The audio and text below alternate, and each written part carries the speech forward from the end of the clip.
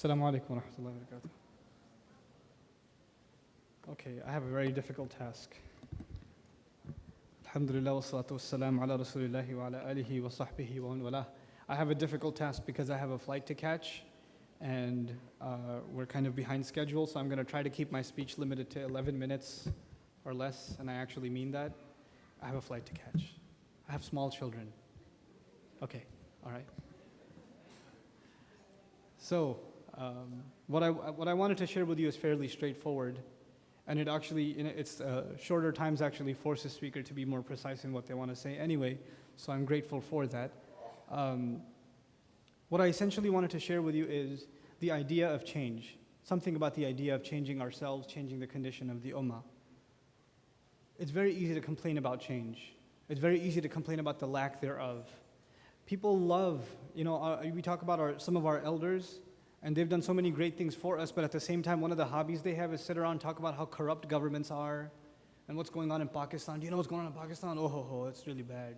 And then says, oh, you think that's bad? Let me tell you what's going on in Egypt. That's even worse. Oh, you got nothing on us. We got something bad going down in India. And everybody's bragging about how bad things are. It's like an entertainment session for them over chai. They're going to talk about all the problems of the world and nothing will change. And then you go back and do the same thing again. And you know what? They're not the only ones. Youth do it. You know what? Our masjid, nobody understands us. Nobody listens to us. We can't do any programs there. Our imam doesn't understand. Our board doesn't understand. Our scholars don't understand. Everybody's complaining constantly. We're all just complaining. We become really, really good at it. And our pastime has become just to complain. There are entire khutbahs dedicated to what all the problems are and how bad things are. And we just get stuck in this rut of constantly looking at the world around us as a gloomy place. I used to think like that only because I lived in New York, and it's normal for people in New York to be depressed. But as I started traveling, I started seeing so many amazing things happening across the country, and so many creative efforts, and so much new stuff coming from Muslims that I just never expected, that it just makes me hopeful. Altogether, it just makes me hopeful. And it makes me personally say change is coming. You know, one of the most common things I've heard at the end of a khutbah, at the end of a talk from people? Brother, we try so much to remind people and give talks and khutbahs. That's all well and good. Nothing is changing. Nothing ever changes. You know how many times I've heard that? Like, why are you so depressed? Don't be depressed. First of all, change is not in our hands. Change is not in our hands. It's in Allah's hands. إِنَّ اللَّهَ لَا يُغَيِّرُ مَا بِقَوْمٍ حَتَّى يُغَيِّرُوا مَا بِأَنفُسِهِمْ. In that ayah, even the famous ayah, no doubt it is Allah. He does not change the condition of whatever is afflicting a nation until they change what is within them, what is afflicting them on the inside, what's affecting them inside of themselves. Even in that ayah, Allah attributed change itself to Himself. Allah didn't say people will change things. Allah said He will change things for them. They just have to make a change inside of themselves. So that's really what I want to focus on. How is it that we can bring a change inside of ourselves? You know, the real battle all of us has is against our own self. Your worst enemy is like your best friend, it's yourself. No one else. No one knows you better than yourself. You know, if there's one person that knows all of your flaws, all of your weaknesses, all of the things you could be doing better, all the times you waste, all the things you shouldn't be involved in but you are anyway, all the bad habits you have, the ones that are known to others and the ones that are not known to others. If there's someone who knows that really, really, really well, it's you. It's you. And you have to learn, and I have to learn to be hard on myself. It's very easy for someone in my position to get used to people saying, brother, great speech, thank you so much, alhamdulillah. And then shaitan comes from behind and says, hey, pat yourself on the back. And you say, yeah, that was a great speech, wasn't it? That's right. And that might happen to you. You're at an MSA, you're at a masjid, you're helping out, people appreciate what you're doing, then you say, yeah, I'm pretty good over here. I'm doing all right. Everybody appreciates what I'm doing. We have to learn to constantly be hard on our own selves, to constantly look in the mirror. You know, psychologically speaking, people present a picture of themselves to the outside world.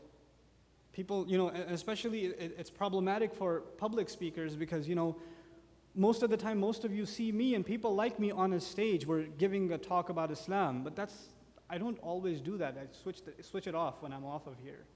I play with my kids. I don't give them khutbah. You see what I'm saying? But then people see you, because they've always seen you in a certain light, they see that's all this person is going to be, right?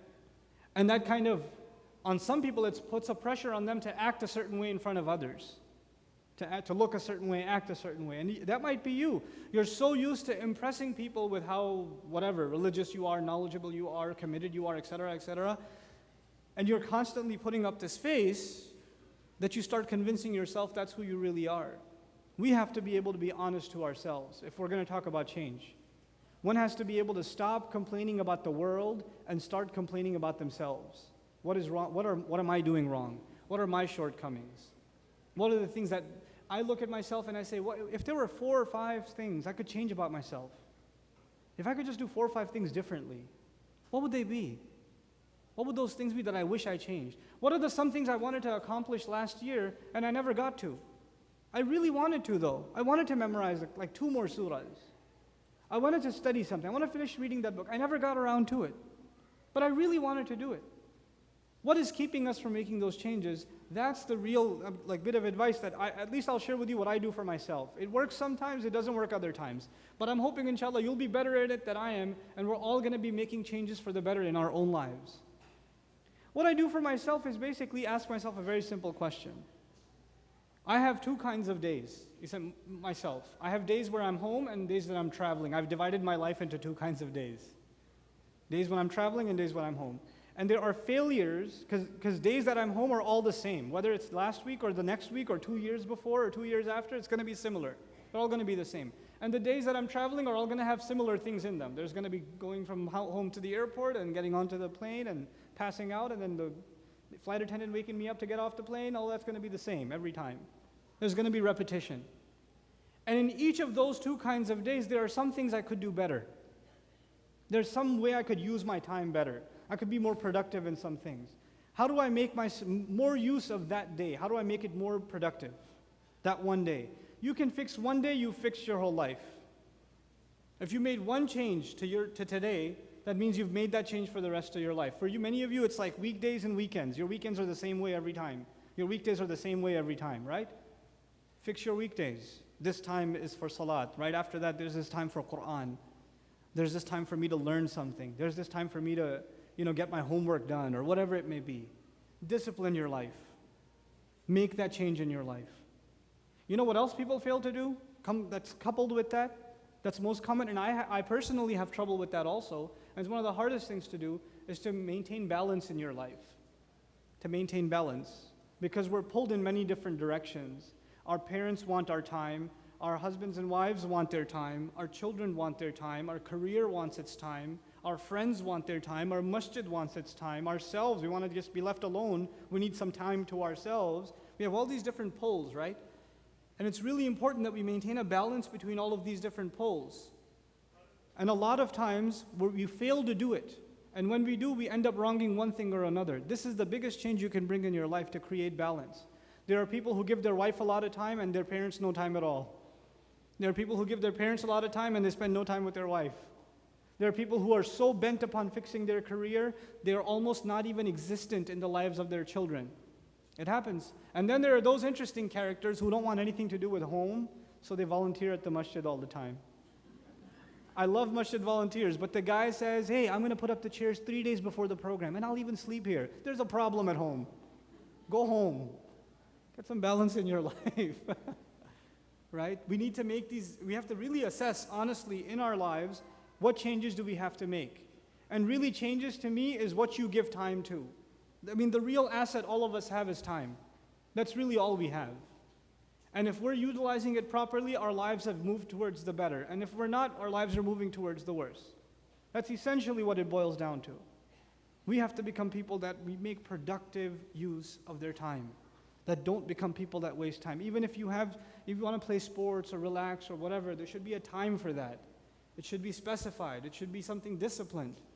Allah tells us the sun and the moon, they follow an order. All of the acts of worship that we do in Islam somehow fall upon the sun and the moon. The prayers dependent on the positions of the sun. Eid and Ramadan and Hajj on the moon. And Allah tells us the sun and the moon follow a precise order. Our worship follows a precise order. What we're learning from that is your entire life should follow a precise order. You should have some kind of discipline, laid out a sketch in your life for yourself. Otherwise, you'll keep thinking, I should get that done, and you'll never get it done because you never made time for it. You never found the specific time for it. And for each of you, this is going to be a very personal affair. You're going to have to look at your own life and see, where can I make this change? You know, our students, I have 1 minute left, I'll tell you what I told my students. Our students, they come from all over the United States, and they come, you know, to our 10-month program, and it's very different, you know. It's not like being at home. It's very different. So I have to orient them, and part of their orientation is, look, the way you wake up and the way you go to sleep is different now. It's not like when you were home. You really have to be careful when you wake up, when you're going to go to masjid for Fajr, what are you going to do after that, when you're going to eat, when you're going to get to class, when you're going to do your homework, when you're going to hang out with your friends to keep your sanity, when you're going to go to sleep. You're going to have to discipline yourself if you're going to get through this successfully. And if they can create that kind of discipline in their life in these 10 months, wallahi, it will benefit them for the rest of their lives. They'll be the better for it if they can have that kind of discipline. We're just the people, once we start playing a video game, we lose all track of time. Once you start texting someone and start drooling, you just forget the sun goes up and down, it doesn't matter to you. Or once you hit the PS3 or Xbox controller and you start sniping people off the rooftops, right? That's it.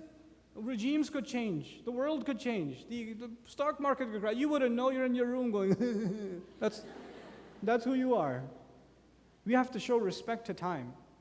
That's the real change we bring in our lives. Stop complaining about stuff. All of that will happen when you personally bring a positive change in your life, and that of disciplining yourself. As I'm leaving you guys, first of all, I'd like to express my genuine gratitude for this opportunity. And I don't really get a chance to come to the East Coast much anymore. And when I do, I'm very grateful, alhamdulillah.